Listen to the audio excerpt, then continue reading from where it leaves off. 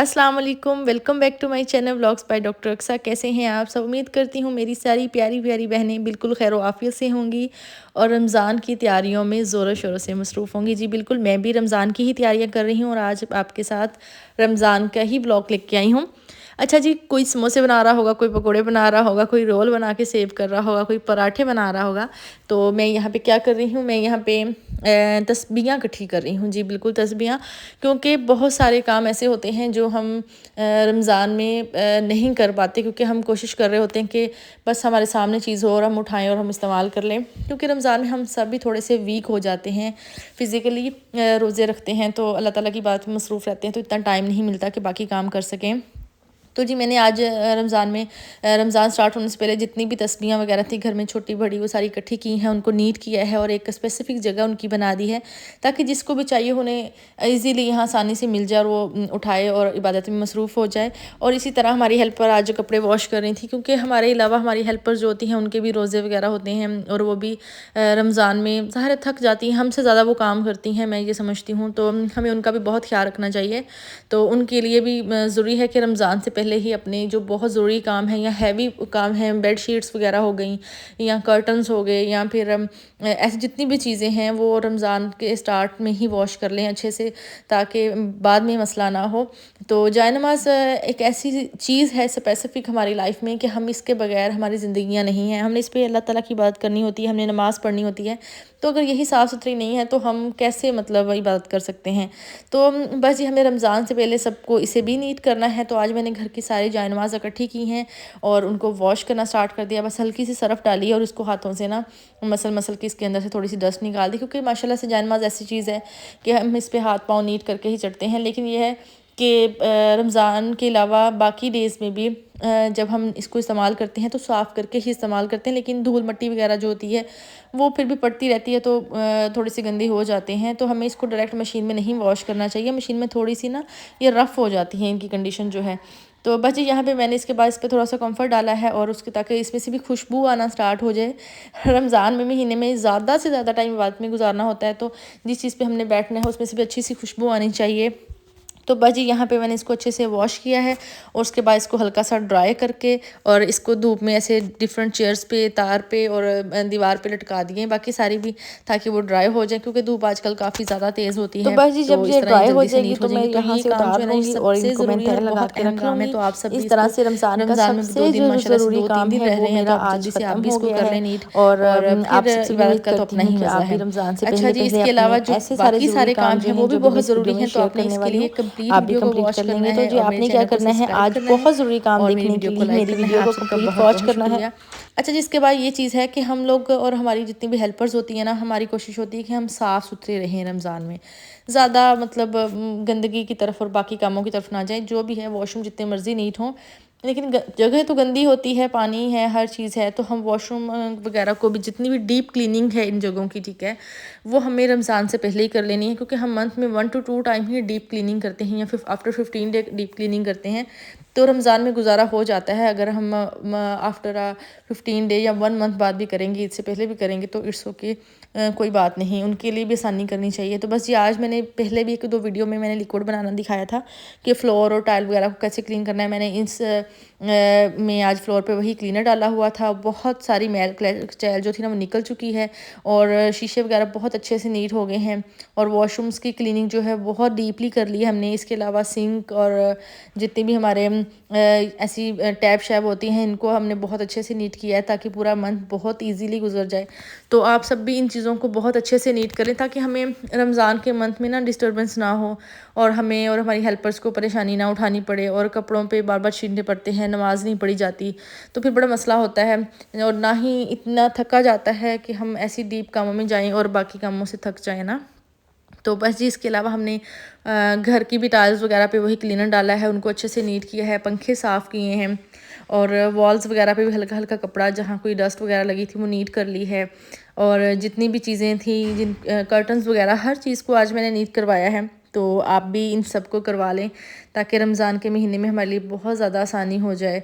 तो आप सब ने रमज़ान के महीने में भी मुझे याद रखना है और इंशाल्लाह मैं भी आप सबको अपनी दुआ में याद रखूँगी और सबके लिए उनकी आसानी के लिए दुआएं करनी है। अल्लाह पाक सब के लिए आसानियाँ पैदा करें और इसके अलावा जी यहाँ पे मैंने जितने भी फ्लोर थे उसके अलावा टेबल वगैरह की क्लीनिंग, ग्लास क्लीनिंग और चेयर्स वगैरह की, वो सारे काम जो थे ना वो आज तकरीबन ख़त्म हो गए थे।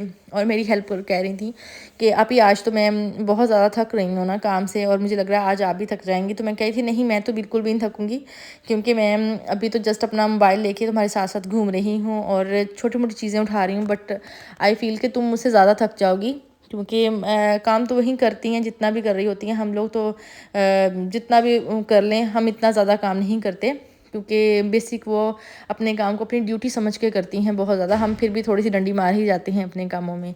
तो बस जी यहाँ पे उसने सारे कामों को आज बहुत अच्छे से सरअंजाम दिया है, बहुत अच्छे से हर चीज़ को नीट किया है, ताकि उसके लिए ना पूरा महीना छोटी छोटी चीज़ों में आसानी रहे। छोटी मोटी डस्टिंग्स वगैरह तो करनी ही होती हैं, लेकिन डीप क्लीनिंग ना करनी पड़े।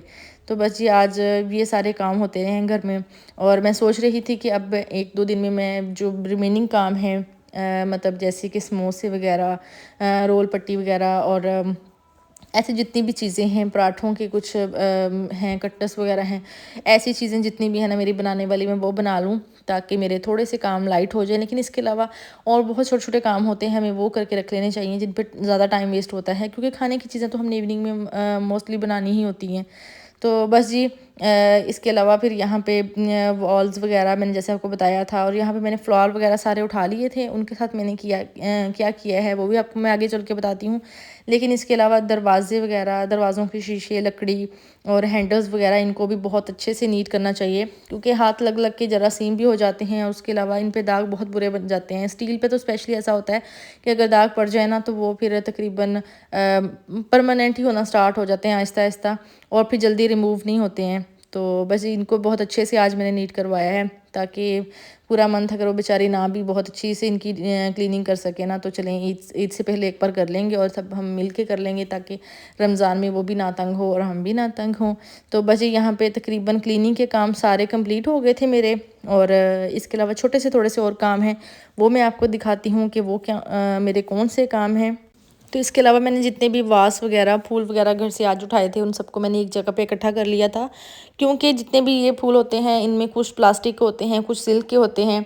तो इनको हमें वॉश करते हुए ना बहुत एहतियात करनी चाहिए। इनके अंदर एक तो मिट्टी बहुत जल्दी चली जाती है, तो हमें इनको एहतियात से नीट करना चाहिए। एक तो आप इनको ऐसा कर सकते हैं कि आप कोई भी क्लीनर या सरफ़ या सोप वगैरह को पानी में अच्छे से हल कर लें, एक लिक्विड बना लें, तो उसके अंदर आप हल्के हल्के हैंड से आप इसको रब कर लें, क्योंकि आपने ऐसा करना है कि कपड़ा जो है उसको पानी में अच्छे से मतलब आपने कर लेना गीला, टैप करके उसके बाद आपने इनको अच्छे से नीट कर लेना। लेकिन अगर आपको लग रहा है कि आप 2-4-5 माह बाद इनकी क्लीनिंग कर रहे हैं, थोड़ी सी डीप ज़रूरी है, तो फिर आपने क्लीनर का टब भर लेना और हल्का सा इसको डिप करना है, जल्दी से वॉश करके बाहर निकाल लेना है।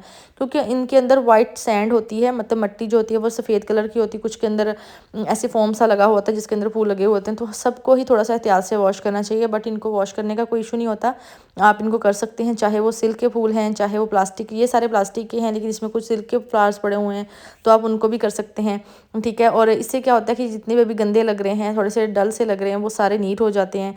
और रमज़ान मुबारक में फिर ऐसी सारी चीज़ें जो होती हैं वो साफ़ सुथरी ही पड़ी हुई अच्छी लगती हैं, और हमें इनकी डीप क्लीनिंग करनी चाहिए आफ्टर 6 मंथ्स, या साल में 2 या 3 दफ़ा हमें ज़रूर कर लेना चाहिए। फिर चीज़ें जो होती हैं एक तो ख़राब नहीं होती, दूसरा फिर नीट अच्छे से हो जाती हैं, और इनको हमें किसी भी चीज़ से रगड़ रगड़ के साफ़ नहीं करना चाहिए, हल्का सा हैंड से बस नीट करें और जल्दी से पानी से वॉश करके इनको ड्राई कर लें।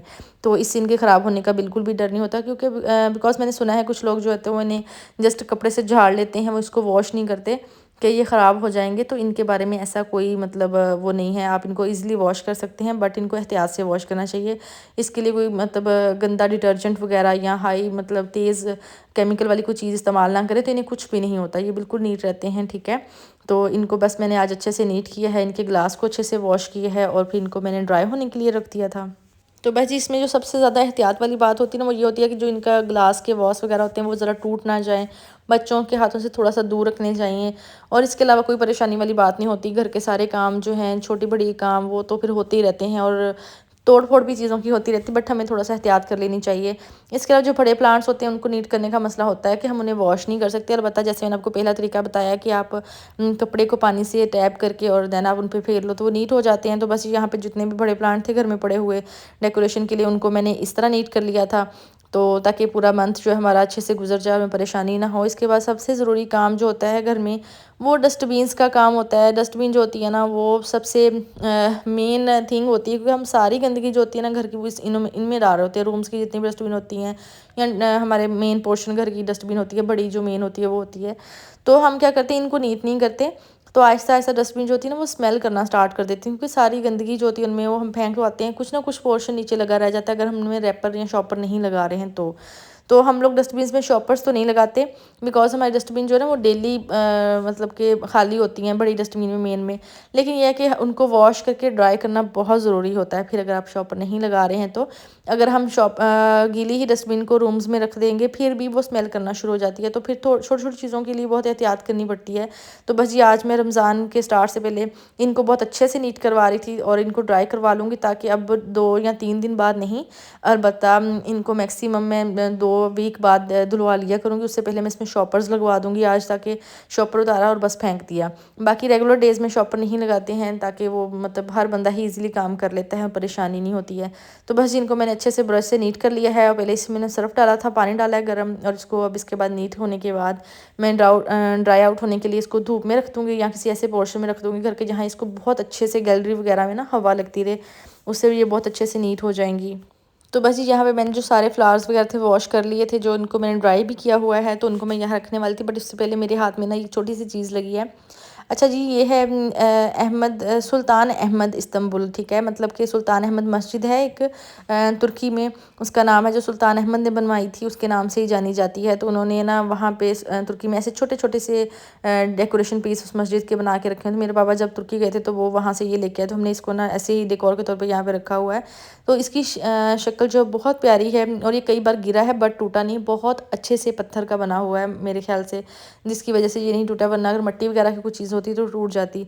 अच्छा, यही फ़र्क है हमारे पाकिस्तान की और इन कंट्रीज़ की चीज़ों का, कि पाकिस्तान की किसी चीज़ पे हम एतबार नहीं कर सकते, किसी भी वक्त कोई भी चीज़ टूट सकती है। डर लगता रहता है कि ये तो बस इसमें तो मिलावट वाली चीज़ है, लेकिन जो बाहर की कंट्री की चीज़ें हैं वो बड़ी खरी चीज़ें होती हैं, और उनको हम जैसे चाहें ईज़िली रख सकते हैं, कभी गिर भी जाए तो इतना डर नहीं लगता कि भाई ये टूट जाएगी।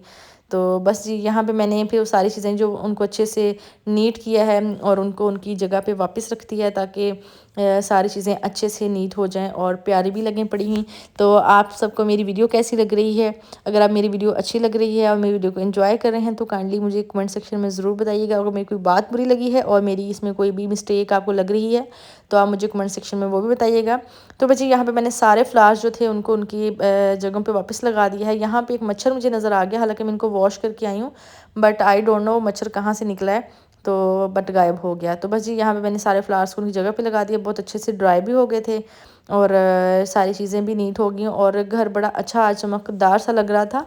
तो आप सबकी दुआओं का बहुत बहुत शुक्रिया, आप जो मेरे लिए दुआ करते हैं। इसके अलावा मेरे चैनल को सपोर्ट करें, मेरी वीडियो को लाइक करें, मेरे चैनल को सब्सक्राइब करें, बिकॉज़ आप सबकी जो सपोर्ट है ना वो बहुत ज़रूरी होती है इन जगहों पे, ऐसे प्लेटफॉर्म पे। तो अच्छा, मेरा गार्डन जो है ना ये अब नीट करने वाला रह गया है। मैं सोच रही थी 1-2 दिन में ना गार्डन की क्लीनिंग भी कर लेते हैं, ताकि गार्डन में वैसे भी हम लोग मैक्सिमम मंथ बाद ही क्लीनिंग डीपली करते हैं। तो मैं सोच रही थी रमज़ान से पहले इसको भी कर लेते हैं, तो इंशाल्लाह जल्दी ही शेयर करूँगी। मुझे दुआ में याद रखें, मेरी वीडियो को लाइक करें, चैनल को सब्सक्राइब करें। अल्लाह हाफ़िज़, अपना बहुत ज़्यादा ख्याल रखें।